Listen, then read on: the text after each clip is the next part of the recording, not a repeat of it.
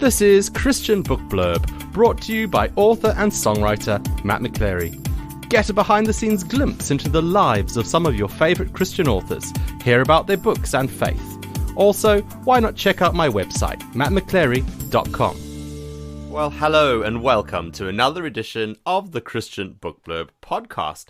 I'm your host, Matt McChlery, and today I'm going to be speaking to another author who's joining us all the way from South Africa. And I'm going to be speaking to him all about his books, his life, and his faith. So let's get started. Nigel Desmond is our guest today. Hello, Nigel. How are you? Hi, Matt. It's good to be on with you again and to connect again. It's been a couple of years. Yeah, well, we've known each other for a while now. I first met you when I was at university. You were leading the church that I joined whilst I was at university in South Africa. So it's been a few years, to say the least, that we've known each other. It's been a good few years. It's December and Christmas is almost upon us.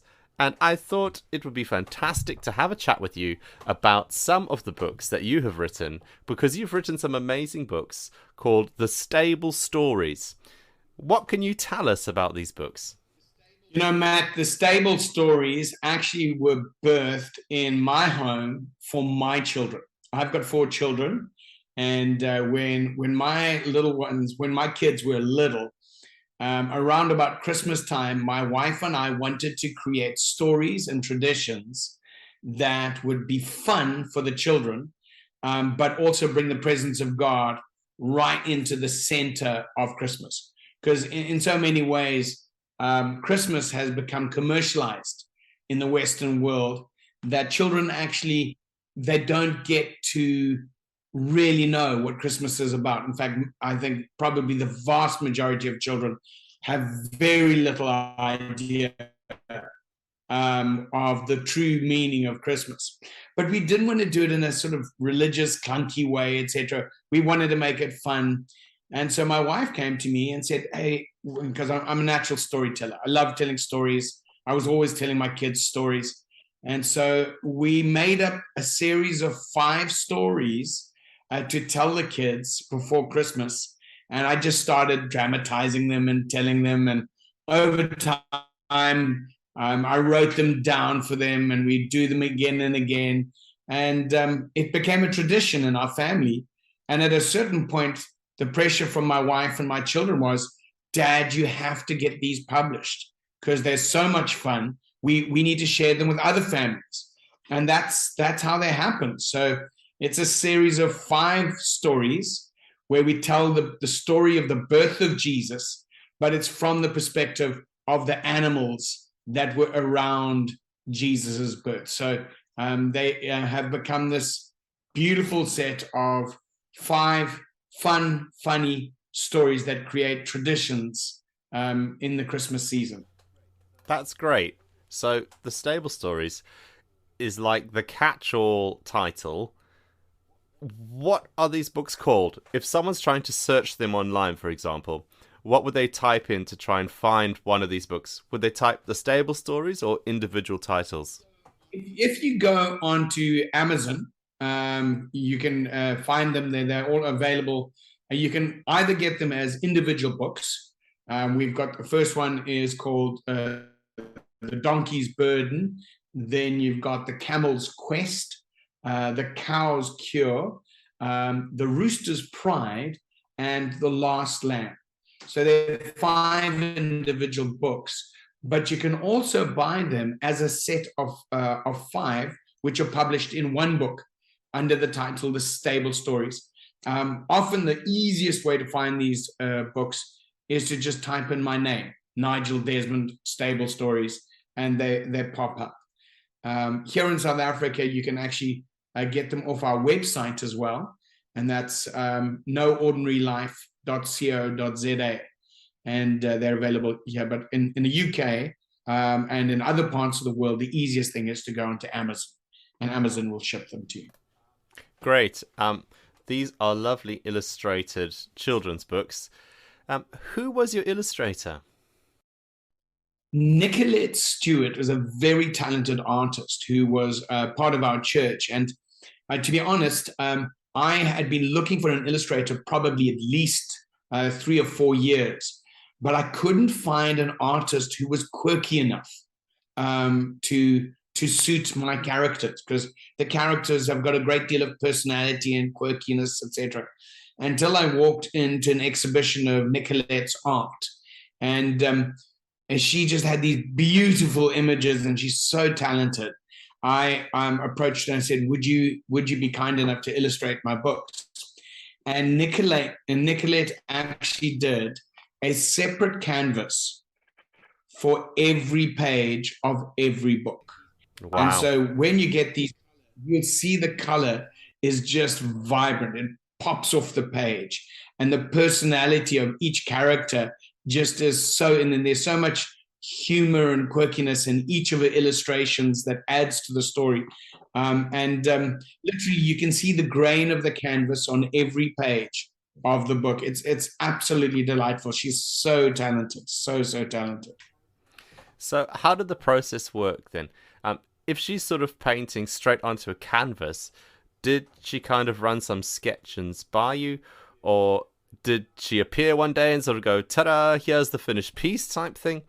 Or did you have input into the illustration? It was quite a process. We went book by book, and she would sketch and show me the designs. But quite honestly, she read the stories and then told the stories through art. And I gave a very, very little amount of input, but she grasped the heart of the stories immediately.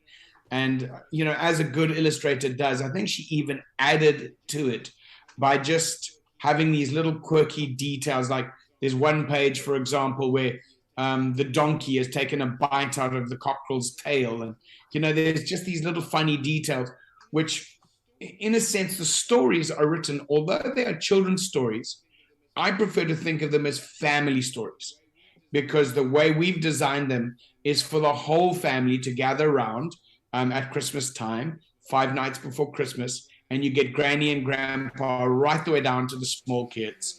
And there's humor in there that is for the adults that the children may not necessarily get. And for the children who are not yet reading, there's these funny little, cameos, like, the cockerel's doing something naughty, and so the kids can look at the pictures, and it's just they're delightful stories, is the only way I can put it. And it's designed to have something in there for everyone. And so both the words and the images just draw you in. So Nicolette was a profound part of that. I see development that's happened since the birth of the books, when they were first published. You've got them out in different languages. How did that come about? Well, I'm a guest speaker. I travel quite a lot, particularly in Europe. And so I started selling my books in English in different nations. But of course, people say, well, we'd love to have this in our own language. And I accumulated translators as I went around the nations. So they are available in Dutch, in German, and in French, in addition to English. And they can be purchased online on Amazon, again, in their various different languages. Yeah. Fascinating. You've really got to trust the translator, don't you, to capture the essence of the language and the nuance and all of that. Yeah, it is a challenge. Thankfully, I speak French, so I can speak for the French translations. They were excellent. And from everything I've been told, the German and the Dutch translations are wonderful too. So it's been amazing, because these stories have now gone across the world. And every Christmas time, I get a couple of requests from churches who ask to use their book in their Christmas nativity plays. So a church in America literally did a full-blown production with the stories, and with the stable, the camel and everything, and then Last year, church in Canada came back and did it. They've been done in Dutch, in Holland. So it's always wonderful to go online and to see your work now being dramatized. And then I often get little video messages from parents around the world of little children sitting down reading these books. And you get these testimonies, I suppose, of God's grace on these stories. Because, stories are the thing that really move the human heart from time immemorial. So it makes my heart very happy when I see these things. Oh, that's really cool. That's really good. I love how when people contact you and let you know that something you've done has blessed them. I think that's pretty good. Now, it's coming up to Christmas. We've been speaking about your set of children's books, the Stable Stories, for obvious reasons, but I am aware that you have written other books as well besides these ones. What can you tell us about them? Well, the other book that I've written, I wrote in conjunction with my wife, Debbie. So it's called It's a Beautiful Life. And it's a book that actually... it's a life journey, actually. As you will know, my wife and I planted a church in a small town here in South Africa called Grahamstown when I was 22 and Debbie was 20. The Lord really used the journey to be about keys to joy, keys to identity, and finding out purpose and joy. And we wrote this book. Actually, it took us 20 years, believe it or not, to write, just because the Lord was just unfolding revelation. And we published it about 4 or 5 years ago. And that's also available in French. It's called Une Belle Vie in French. And that book has just made a huge impact wherever it's been read, just because there's so much that the Lord revealed us in it. And I think it's a book for anyone who's wanting greater levels of peace and greater levels of joy in their life. And I think it's got great authority because the early chapters were birthed out of a season when my wife went into 2 years of the most awful panic attacks, where just it felt for us as young ministers that our life was just falling apart. And the Lord really led us to deconstruct the way we thought about life and ourselves and reconstructed it on a foundation of peace and joy. And it's been amazing. It's just been amazing to see the impact of this book. In fact, even last night, we were with a lady who came up to us and said our book was on the required reading list from a Bible school that she's part of. And she said, of all the books they read that year, this was the book that profoundly impacted her life the most. So that, again, just these testimonies of God's grace just make my heart happy. So that's also available on Amazon. And it's, as I said, it's called It's a Beautiful Life by Nigel and Deborah Desmond. Or if you're a French speaker, c'est disponible sur Amazon. Le titre, c'est Une Belle Vie par Nigel et Deborah Desmond. That's great. Thanks, Nigel. We'll be speaking to Nigel again just after the break, where we'll be finding out a little bit more about his life and his faith. We'll be back right after these.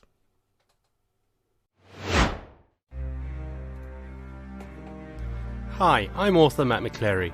My new book, The Prison Letters, a 40-day devotional for Lent, will take you on a thematic journey through the books of Ephesians, Philippians, Colossians, and Philemon. Packed full of personal anecdotes and wisdom, the message Paul conveyed to his readers during his imprisonment is brought to life.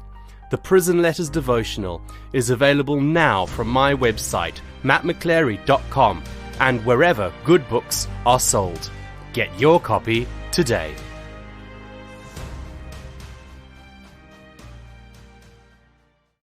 If you enjoy listening to this podcast, you can help keep it on the web. All you've got to do is buy me a coffee. Head over to buymeacoffee.com/Matt McChlery to make a donation. There is a link in this episode's show notes. So go on, buy me a coffee today and help this podcast to keep supporting Christian books and authors. Hello and welcome back to the Christian Book Blurb podcast. I am speaking to the author Nigel Desmond, who is joining us all the way from South Africa. And he's speaking to us on the show. Just before the break, we were speaking about Nigel's books. And now we're going to ask Nigel a little bit about himself. Nigel, what can you tell us about yourself? What do you enjoy? What do you like? So, have you got a family? You've kind of touched on your family a little bit already, but what can you tell us about them? What do you love about them? Oh, Matt, yes, my family are literally my life's joy. I grew up in my family was slightly dysfunctional when I was growing up. My mum was an alcoholic. My father had left our family when I was quite young, although I did see him and I adored my father. But I grew up just really longing for a family. And when I was quite young in university, I met my wife, Debbie, and literally fell for her instantaneously. It was one of those coup de foudre moments, love at first sight. Although it took me about a year to convince her that I was worth the time. And but we married very young, went into ministry, and have subsequently had 4 children. I think our family are well known for high levels of joy, high levels of craziness. It's just we're a loud, rambunctious bunch of people. And I think things I love about my family, I love their love of life and their love of just squeezing the last drop of humor, laughter, joy, passion out of life. Every one of them are passionate lovers of Jesus. And I'm not sure what else to say. That's really good. 3 daughters and 1 son. Okay, great. What do you do for fun? Do you have any hobbies or pastimes? I'm one of those guys who I'm continually picking up new hobbies. So our family's very creative. So I love cooking. I love gardening. During lockdown, I really got into gardening. I think I was stuck inside. And so I have created this beautiful garden in my backyard. I love to have balance between productivity and beauty. So there's lots of flowers, but there's also lots of fruit and food growing in my garden. I love reading. I love a good book.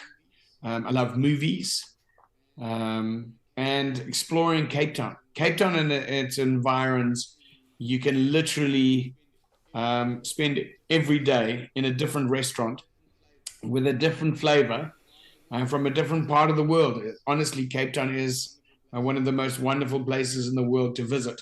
Just a little shout out for our tourism. It's a stunning place to come to. And I live here. That's fantastic. And I can attest to that. Cape Town is amazing. Yeah. Writing. We're speaking to you as an author today. But do you have another job other than writing? Yeah, I'm a pastor and a guest speaker. So I've been in ministry 30 years, and I lead a church here in Cape Town called Infinite. And but I have been in ministry since my early 20s. And I minister, I write, I travel, I speak. So I've literally traveled all of Africa, across Europe, in the Americas, Australasia, and I just traveled ministering the gospel of Jesus Christ, and I love to do it. I love to see the power and the presence of God released everywhere I go, and I'm passionate about the revival of God's presence in the world and reformation in the nations to see God's kingdom come. Yeah.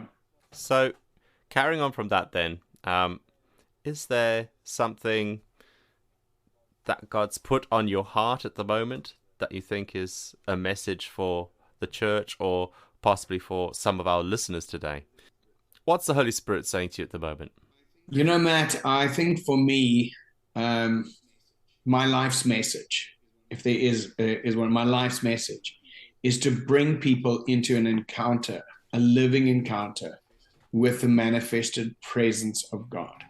I love to see people, Christians and non-Christians, have a real personal encounter with God's manifested presence. Um, one of my one of the greatest tragedies, I believe, is to meet Christians who've been in church for years and years, and they know God theologically, but they've never encountered him personally. And I love to see people actually experience God's incredible love. And I know for me, a number of years ago, even I'd been in ministry for a number of years, I had a radical encounter with the Holy Spirit, which left me pretty much incapacitated for 2-3 days as the power of God just covered me.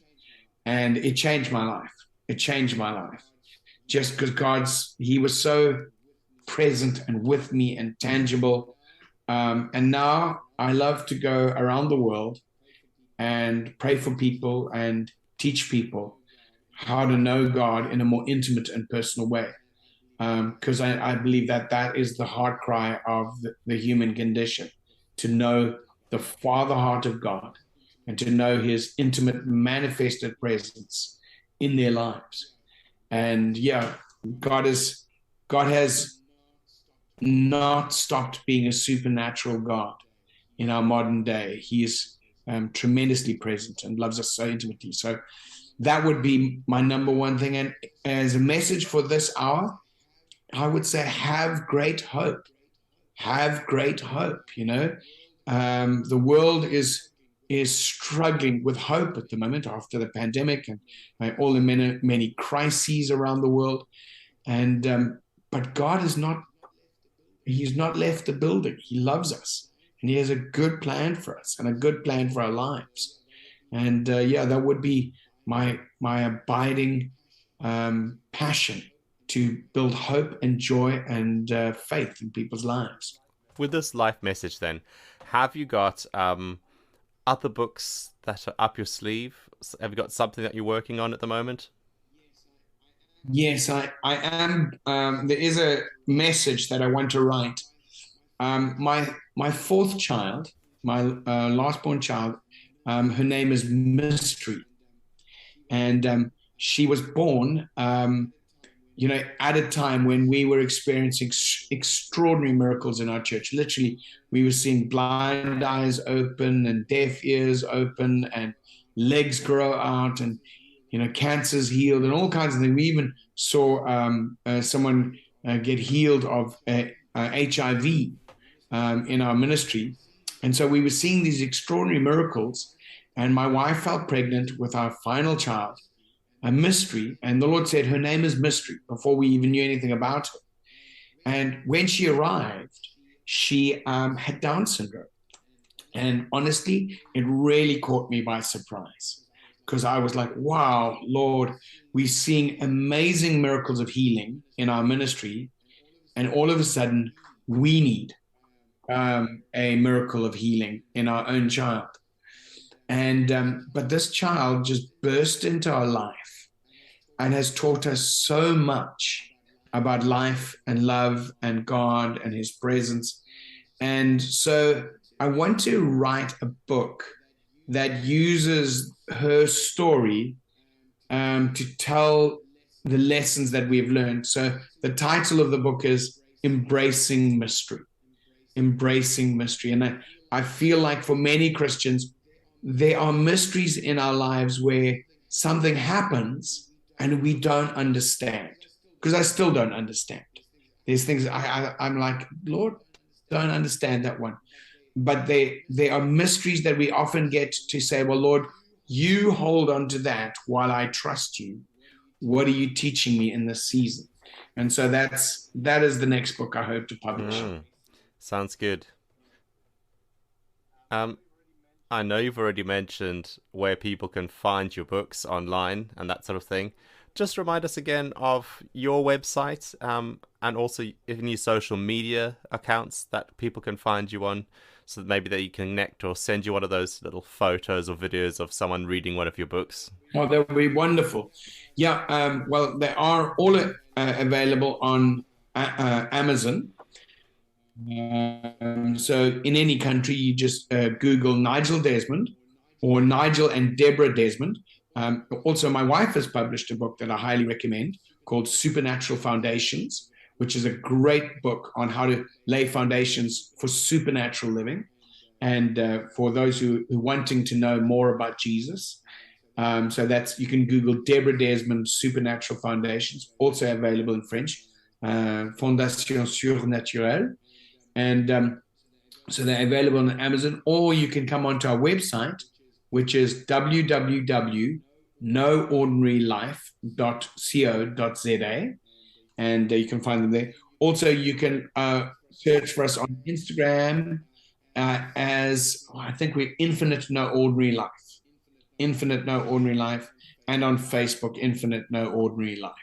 That's our slogan, No Ordinary Life. We want to live the extraordinary life that God has bought for us, that Jesus has bought for us. That's great. And just for our listeners, we'll be posting the link to Nigel and Debbie's website in the description of this episode. So do click down into the description and you can follow the links that are there to get to their website to find out more about Nigel and Debbie's books and ministry. So that just leaves me to say thank you, Nigel. Thank you so much for joining us today. Oh, what a pleasure. Matt, thank you for contacting me. And it's really great to see you doing so well and connecting with you. And may God continue to bless your journey with his joy and his presence. Oh, thanks, Nigel. That's excellent. Thank you for joining us. And thank you to you, the listener. Thank you for listening to another episode of The Christian Book Blurb. Please do let everyone else know all about it. I really hope you've been blessed by this episode. And as it's the season, it leaves me to wish you a very Merry Christmas. Do check us out again in another 2 weeks' time for another episode of The Christian Book Blurb. Merry Christmas and goodbye. Thanks for listening to Christian Book Blurb with your host, Matt McChlery. Do give it a like, give it a share, and let your friends know all about it. We do hope to see you again soon on another Christian Book Blurb.